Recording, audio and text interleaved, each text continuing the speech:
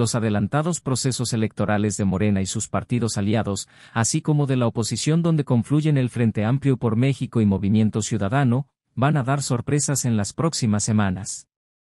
De entrada, el Tribunal Electoral del Poder Judicial de la Federación alista una revisión y posibles sanciones por los actos anticipados de campaña de las corcholatas, a lo que seguirían los frentistas del PAN, el Tricolor y PRD, quienes decidieron entrar en un juego de simulación parecido al de Morena, el PT y el Verde.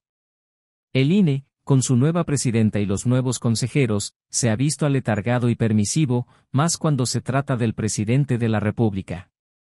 En el proceso que ha perdido relevancia mediática, como el de las corcholatas, podrían ocurrir algunos pactos y declinaciones.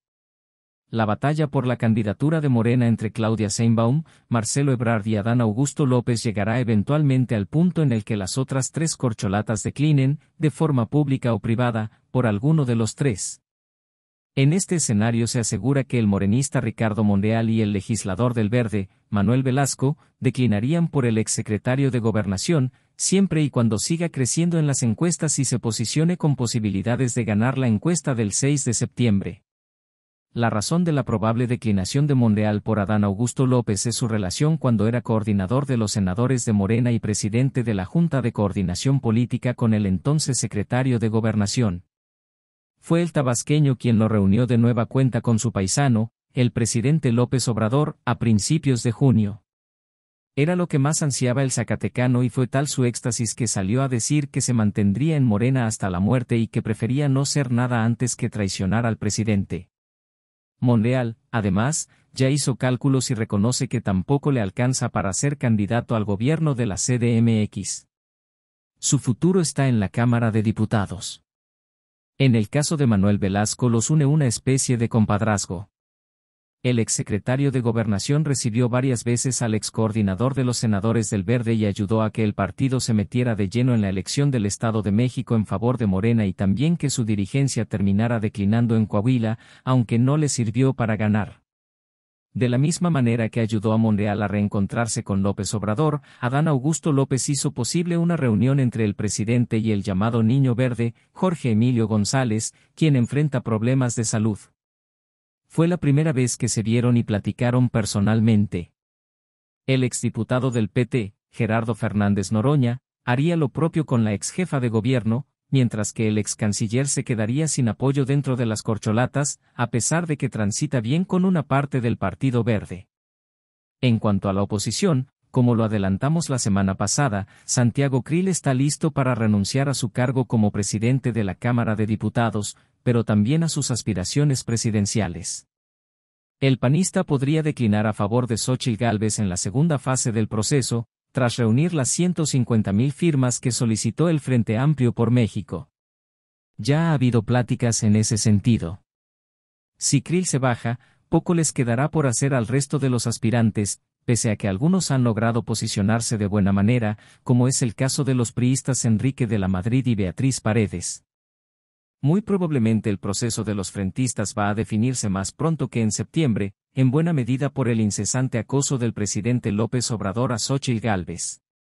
A la oposición le urge cerrar filas en favor de la hidalguense.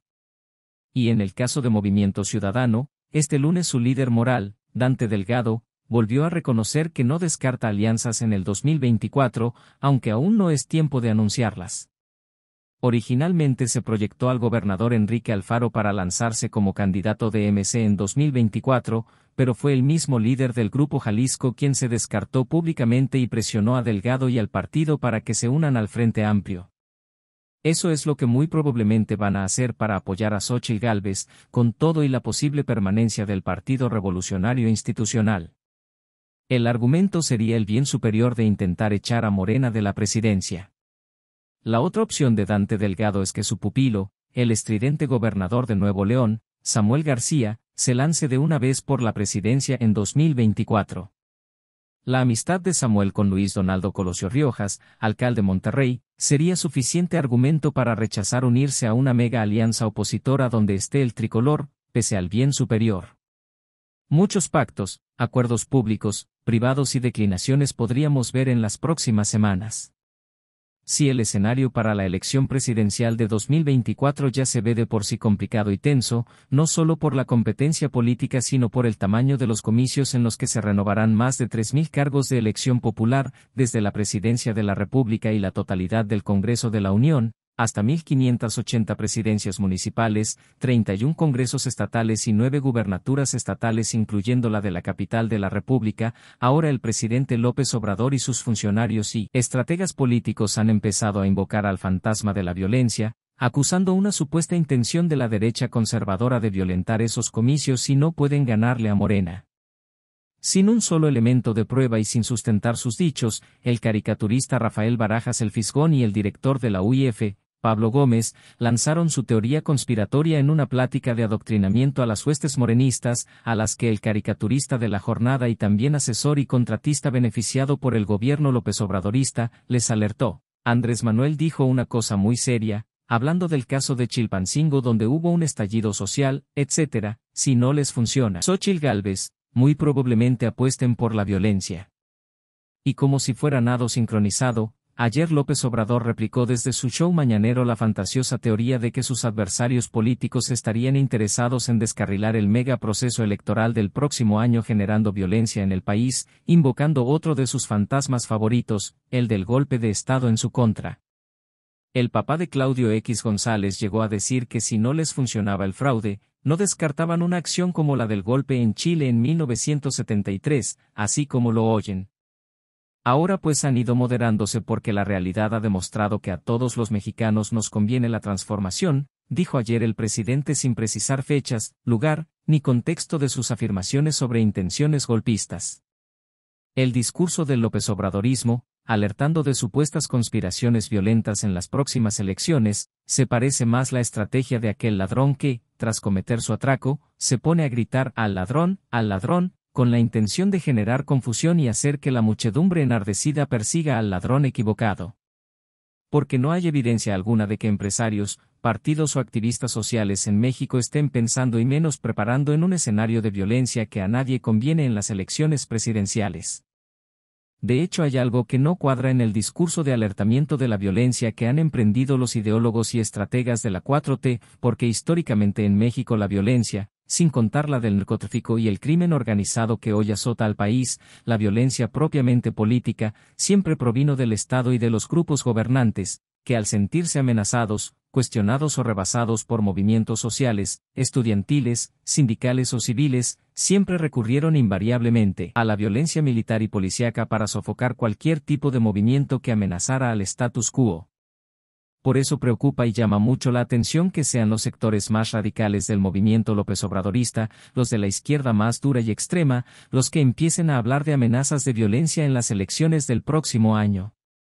Principalmente porque quienes tienen el poder y lo ejercen, sobre todo de la manera autoritaria como lo hace López Obrador, no solo tienen la capacidad de fuerza de enfrentar a cualquier empresario o grupo que intentará desestabilizar, sino que tienen de su lado, incondicional y ciegamente, al ejército y a la marina, que a fuerza de billetazos, contratos y funciones civiles que les han otorgado, no dudarían en actuar ante una orden del comandante supremo que les ha dado todo el poder y todo el dinero. Será entonces que quienes hablan de violencia política y electoral no están alertando del peligro que representaría, sino más bien están preparando el escenario para que, en caso de que el partido de López Obrador pierda las elecciones, generar una turbulencia social y política para no reconocer una derrota e invocar el orden y la paz pública como pretexto para una especie de autogolpe en el que, al no haber condiciones, se tuvieran que anular las elecciones y mantener o alargar al actual gobierno con o sin AMLO en la presidencia?